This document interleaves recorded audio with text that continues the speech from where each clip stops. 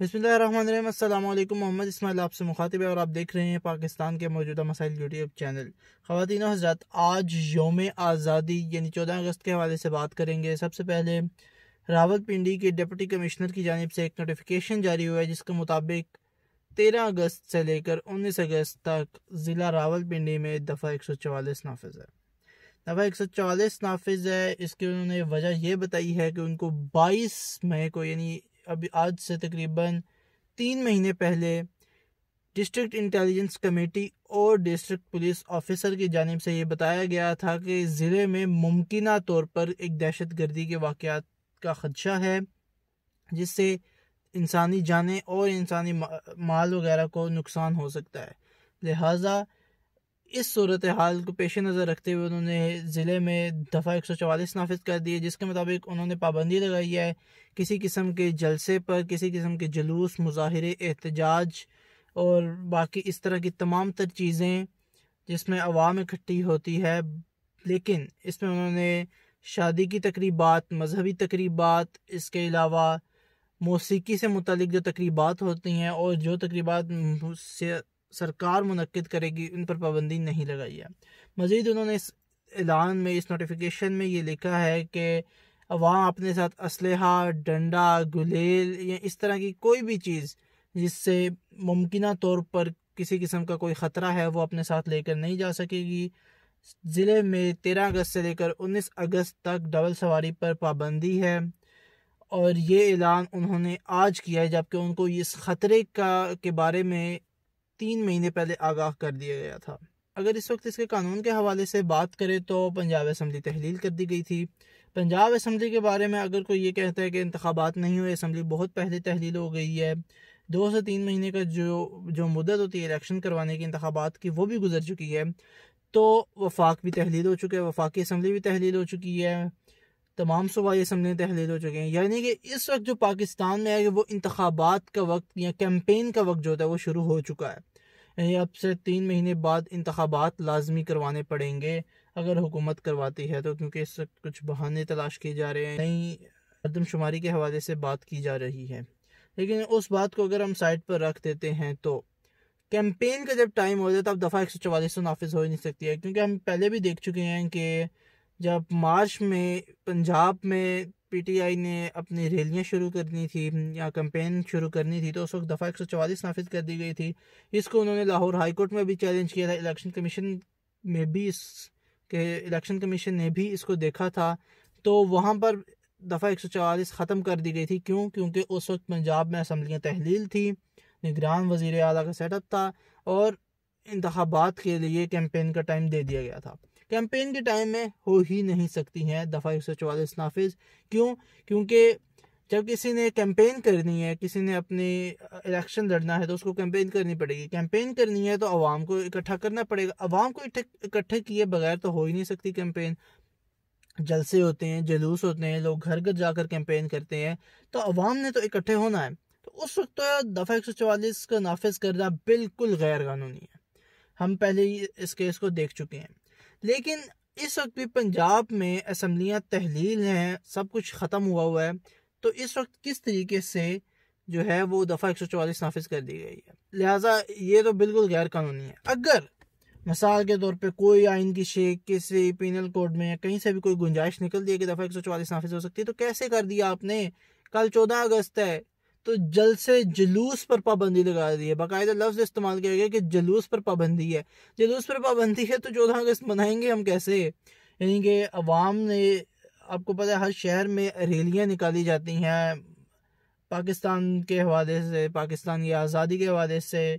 बहुत से लोग उसमें शरीक होते हैं, बहुत से सरकारी अफसरान उसमें शरीक होते हैं, तकरीर करते हैं। जीटी रोड पर ख़ास तौर पर ये निकाले रैलियाँ होती हैं, रैलियों का इनेकाद होता है। तो आपने दफ़ा 144 नाफिज करके, यानी कि अवाम से उनके जो एक आज़ादी का दिन होता है, जो हमारे लिए बस एक निशानी के तौर पर रह गया कि पाकिस्तान एक आज़ाद मुल्क है, हम पाकिस्तान के शहरी, हम आज़ाद हैं, लिहाजा उनसे एक दिन का भी हक छीन लिया गया है कि वो लोग अब आज़ादी ही नहीं मना सकते हैं। इसके बाद जो वहाँ पर इस लफ्ज़ इस्तेमाल किया है कि डंडा या लाठी वगैरह, वो आप अपने साथ लेकर नहीं जा सकते। तो जाहिर सी बात है, अगर कोई मतलब ये तो इस तरीके से होगा कि एक बंदा, मैं इनफरादी तौर पर भी अगर रावलपिंडी ज़िले के अंदर उसकी हदूद में पाकिस्तान का परचम लेकर जाऊंगा तो इसका मतलब है गैर कानूनी। क्यों? परचम में तो साथ डंडा लगा होता है, वो लाठी होती है। तो अब मुझे इस बात पर पुलिस के पकड़ कर ले जाए कि जी तुमने अपने मतलब मिसाल के तौर मैं साइकिल चला रहा हूँ वहाँ पर, तो अब मेरी साइकिल के पर झंडा लगा होगा, वो मुझे पकड़ के ले जाएंगे तुमने झंडा क्यों लगाया हुआ है, झंडे के साथ डंडा है और लाठी है, या फिर तो आप दफ़ा 144 के तहत तो आप ये भी नहीं लेके जा सकते। तो यानी एक अजीबो गरीब किस्म की दफ़ा 144 नाफिज कर दिया कि 3 महीने पहले अगर आपको मौसूफ पता चल गया था कि ख़तरा है, तो और वहाँ पर लिखा है कि फ़ौरन हमें ख़तरा है, तो वो 3 महीने तक आपकी फ़ौरन कब तक चलती रहेगी? क्या अगले मार्च तक आपकी ये अगले मई तक आपकी फ़ौरन ही चलती रहेगी? तो अब इसके पीछे जो रियासत भुखलाई हुई है या रियासत इंतकामी कार्रवाइयाँ कर रही है, एक आम शहरी की नज़र से मैं देख रहा हूँ तो इस वक्त रियासत बहुत सी इंतकामी कार्रवाइयाँ कर रही है। तो तहरीक इंसाफ के वकला ने ये कहा है कि इमरान खान साहब का पैगाम है कि हम लोग आज़ादी के दिन को बहुत जोश खरोश से मनाएंगे। तो क्या पाकिस्तान तहरीक इंसाफ के उन जुलूसों को ख़त्म करने के लिए दफ़ा 144 नाफिज की गई है? तो ये एक बिल्कुल गैर कानूनी ना भी हो तो गैर अखलाकी हरकत है। पाकिस्तान की अवाम अपने ही आज़ादी के दिन सड़कों पर नहीं आ सकती है और पाकिस्तान जिंदाबाद के नारे नहीं लगा सकती है, अपने हुब्बुल वतनी का इजहार नहीं कर सकती है। तो इससे ज़्यादा फिर हमें क्या होगा? फिर तो हम मतलब आपने तो एक किस्म का लिख कर दे दिया कि पाकिस्तान एक ग़ुलाम मुल्क है, पाकिस्तान के बासी ग़ुलाम हैं। इसके बाद पाकिस्तान तहरीक इंसाफ के लोग, मतलब इससे पहले इन ऐलान से पहले कि तहरीक इंसाफ की जानिब से भी आज़ादी मनाई जाएगी, वो कह रहे थे कि ए वतन कैसे तेरी आज़ादी का दिन मनाए, दिल मानता ही नहीं हम आज़ाद हैं। मतलब 76वीं आज़ादी है ये ल्यूनर कैलेंडर के हिसाब से। तो इससे पहले 75 आज़ादी हम आज़ाद रहे थे जो आप जोशो खरोश से मना रहे थे। पिछले साल तहरीक इंसाफ की जानिब से हॉकी स्टेडियम लाहौर में आज़ादी का दिन मनाया गया है, जो कि अभी दोबारा से वही सारे प्रोग्राम जो नशर भी किया गया है। तो मतलब क्या मतलब आपके जब कायद गिरफ्तार हैं, आप इमरान खान साहब गिरफ्तार हैं, तो इसका क्या मतलब हुआ कि अब आप लोग ग़ुलाम हो गए? उनके आज़ाद होने से, उनकी जेल से बाहर आ जाने से आप लोग जो हैं वो आज़ाद हो जाते हैं। मतलब 75 साल से भी तो हम ग़ुलाम ही हैं। आप देखें 1 साल बाद कायद आज़म को मार दिया गया, 4 साल के बाद लियाकत अली ख़ान को मार दिया गया, 1967 में फातिमा जिन्ना को मार दिया गया। उसके बाद 1971 में पाकिस्तान टूट गया, मुजीबुर रहमान को गद्दार करार दे दिया। हमारे साइंसदानों के साथ क्या सलूक होता रहा, 4 दफ़ा मुल्क में मार्शल लॉ लग चुके हैं। तो यानी हम आज़ाद थे कब? हम तो फिर बस यही है कि जियोग्राफियाई हदूद के हिसाब से आज़ाद थे। यहाँ पाकिस्तान को आज़ाद किया गया था, लेकिन बाद में हमने उसको दोबारा से जहनी ग़ुलामी का शिकार होकर मुल्क पूरे को ग़ुलाम बना दिया है। तो इसका ये मतलब तो नहीं कि आपके कायद गिरफ्तार हैं तो आप लोग जो हैं वो ग़ुलामी के दिन मनाना शुरू कर दें, ब्लैक डे कर दें, 14 अगस्त बाइकआउट के टैग्स लगा दें, ट्रेंड पर इसको लेकर आने की कोशिश करें। अगर आपका लीडर गिरफ्तार है तो आपका तो ये काम बंद है कि आप सड़कों पर आएँ, आप बोलें पाकिस्तान एक आज़ाद मुल्क है, हम 14 अगस्त 1947 को आज़ाद हुए थे, लिहाजा हम 14 अगस्त को अपनी आज़ादी का दिन मनाएंगे। पाकिस्तान के कानून में जो हमें हक मिला है उसे हम हासिल करेंगे। हमारे लीडर को गैर कानूनी तौर पर गिरफ्तार किया गया है, तो इसका ये मतलब नहीं है कि हम आज़ाद नहीं हैं। हम आज़ाद हैं। हम अपने लीडर को उस जेल से आज़ाद करवाएंगे। क्यों? क्योंकि उसे गैर कानूनी तौर पर गिरफ्तार किया गया है।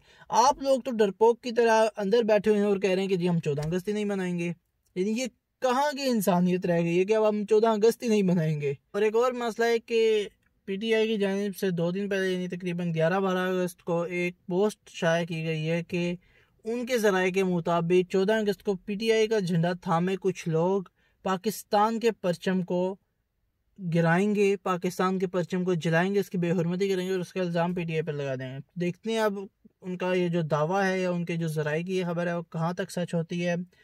तो चूंकि उन्होंने पहले ही बता दिया तो इसका मलबा बिल्कुल भी पाकिस्तान तहरीक इंसाफ पर नहीं आता है। अगर इस तरह की कोई भी हरकत होती है तो कानून को चाहिए कि वो हरकत में आए और वो बिल्कुल साफ शफाफ तहकीकात करवाए और मुल्ज़िमान को सज़ा दे। क्योंकि पीटीआई की जानिब से पहले ही इस बात से बोल दिया गया कि अपनी आंखें अपने कान खुले रखें और इस तरह के लोगों के साथ बिल्कुल भी ना दें। और एक बात यह है कि इस वक्त रियासत की जानिब से एक पाबंदी आई है कि कोई भी बंदा सबसे ज़्यादा परचम के साथ यानी पाकिस्तान के कौमी परचम के साथ किसी सियासी जमात का परचम नहीं लगा सकता है।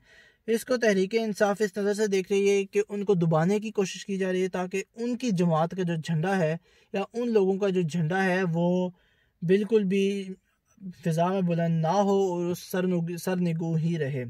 और पीटीआई के बहुत से लोग हैं, बहुत से वीडियोज इस वक्त सोशल मीडिया पर गर्दिश कर रही हैं जिसके मुताबिक पाकिस्तान का झंडा और तहरीक इंसाफ का झंडा साथ साथ लगे हुए हैं।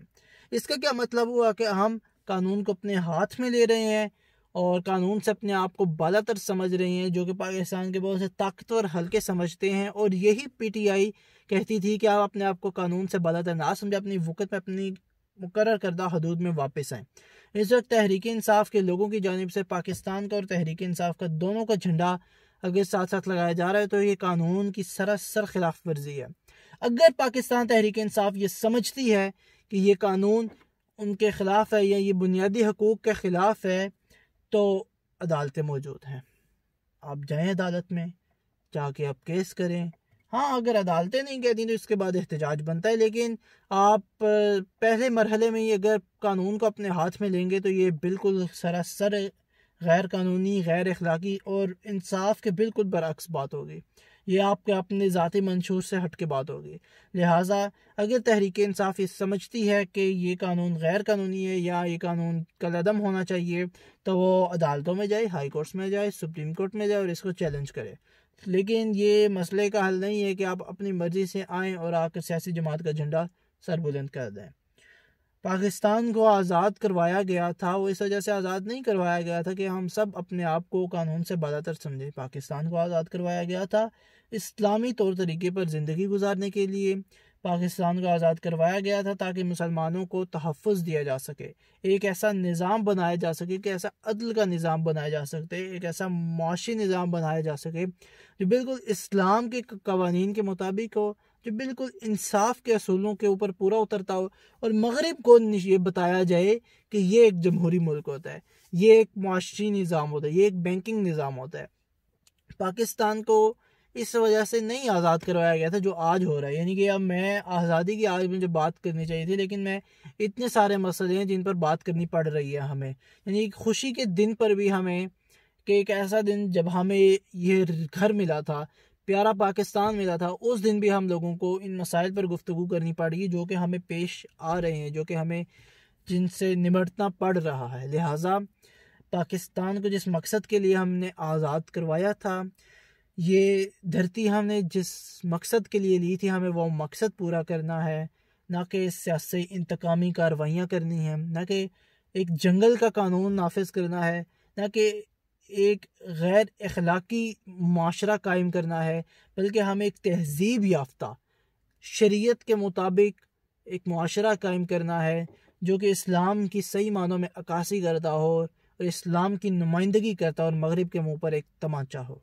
आज की वीडियो बस यहीं तक है। अगली वीडियो तक अपना ख्याल रखिएगा। अल्लाह हाफ़िज़।